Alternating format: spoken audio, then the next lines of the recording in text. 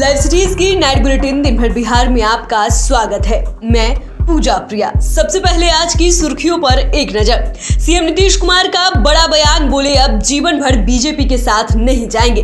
तेजस्वी ने की बड़ी कार्रवाई, एनएमसीएच सुपरिटेंडेंट को किया सस्पेंड। मोकामा में अनंत सिंह और ललन सिंह की पत्नी ने किया नामांकन, किया जीत का दावा। आरजेडी विधायक अनिल सहनी की विधायकी खत्म। मोकामा गोपालगंज उपचुनाव से ठीक पहले पटना पहुंचे बीजेपी प्रभारी विनोद तावरे। गब्बू सिंह के ठिकानों पर आईटी रेड के बाद बोले ललन सिंह। बिल्डर गब्बू सिंह और अरविंद सिंह के ठिकानों पर आयकर का छापा। कैमूर में अक्षरा सिंह को देखते ही बेकाबू हुए फैंस, पुलिस ने चलाई लाठियां।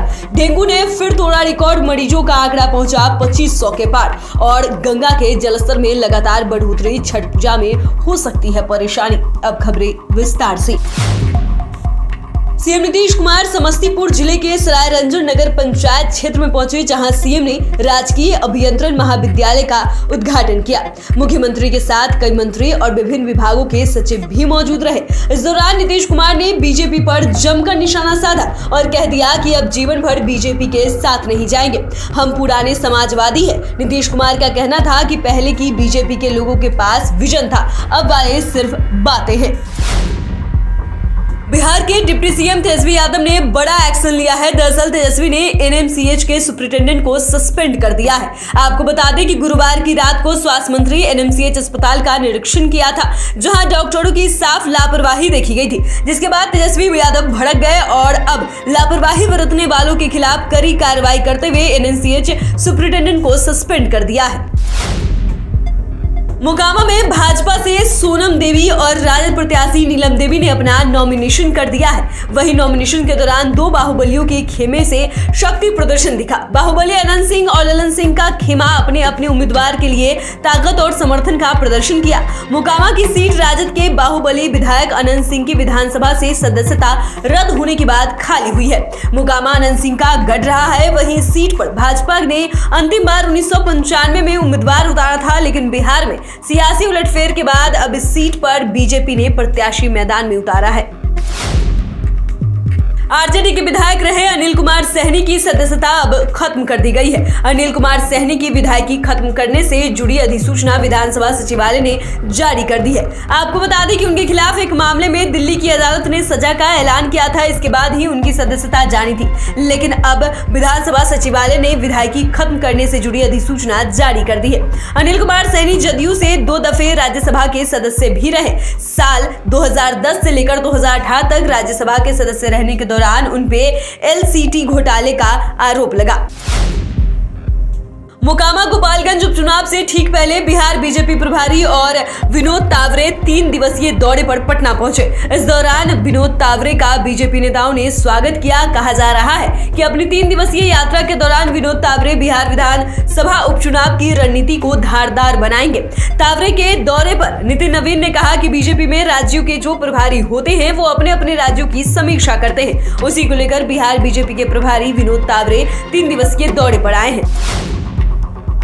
बिल्डर गब्बू सिंह के ठिकानों पर छापेमारी के बाद जदयू के राष्ट्रीय अध्यक्ष ललन सिंह का बयान सामने आया है। ललन सिंह ने कहा कि करीबी क्या होता है, जो करना है करने दीजिए। उन्होंने कहा कि ये जानी हुई बात है कि बीजेपी के विरोधी जहां रहते हैं वहां सीबीआई, ईडी और इनकम टैक्स एक्टिव हो जाती है, लेकिन इन सब से कोई फर्क नहीं पड़ने वाला। वहीं ललन सिंह ने पीएम मोदी पर जमकर निशाना साधा। उन्होंने कहा कि पीएम को चाय बनाना आता ही नहीं है तो चाय कैसे बेचेंगे। इतना ही नहीं, उन्होंने पीएम को ढोंगी बता दिया। बिल्डर गब्बू सिंह और अरविंद सिंह के ठिकानों पर आयकर विभाग की तरफ से छापेमारी की गई। बताया जा रहा है कि गब्बू सिंह और उनके स्टाफ के अलग अलग 31 ठिकानों पर आईटी और ईडी ने रेड की। छापेमारी का दायरा पटना के कई स्थानों के अलावा नोएडा और झारखंड तक बताया जा रहा है। इस मामले में झारखंड आयकर विभाग की टीम भी पटना पहुंचकर जांच कर रही है। वहीं पटना में बिल्डर अरविंद सिंह के ठिकानों पर भी आयकर विभाग की टीम ने छापेमारी की। कैमूर पहुंची भोजपुरी अभिनेत्री अक्षरा सिंह की एक झलक पाने के लिए प्रशंसक बेकाबू हो गए, जिसके बाद भीड़ को नियंत्रित करने के लिए पुलिस को लाठी चार्ज करना पड़ा। दरअसल एक प्रतिष्ठान के उद्घाटन के मौके पर भोजपुरी एक्ट्रेस अक्षरा सिंह पहली बार कैमूर पहुंची थी। इस दौरान सड़क पर हजारों की संख्या में उनके प्रशंसक उनकी एक झलक पाने के लिए बेताब दिखे। अक्षरा सिंह ने अपने अंदाज में अपने फैंस का स्वागत किया। भोजपुरी एक्ट्रेस जैसे ही अपनी कार से उतरी, प्रशंसकों की भीड़ बेकाबू हो गई। इसकी वजह से पुलिस को भीड़ को तितर बितर करने के लिए लाठीचार्ज करना पड़ा।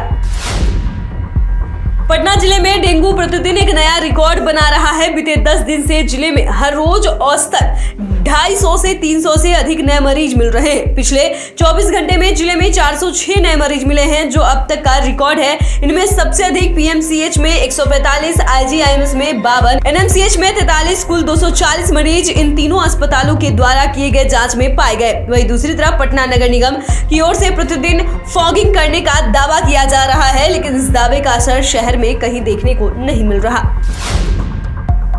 बिहार का सबसे बड़ा लोक पर्व छठ की तैयारी शुरू हो गई है। बिहार से बाहर निवास करने वाले प्रवासी मजदूर, कामकाजी लोग भी बिहार वापसी कर इस महापर्व में शामिल होने की योजना तैयार किए बैठे, लेकिन शायद इस बार उन्हें इस महापर्व में थोड़ी ज्यादा परेशानी झेलनी पड़े। दरअसल छठ पर्व शुरू होने में महज कुछ दिन ही बचे हैं, लेकिन इसके बावजूद इस बार गंगा का जलस्तर घटने का नाम नहीं ले रहा है। गंगा नदी में अभी भी उफान है। राजधानी पटना के कई घाटों पर अभी भी लबालब पानी है, जिसके कारण इस बार अर्घ देने में थोड़ी परेशानी हो सकती है। तो फिलहाल के लिए नाइट बुलेटिन में बस इतना ही। अगर आपने अभी तक चैनल को सब्सक्राइब नहीं किया है तो सब्सक्राइब कर ले।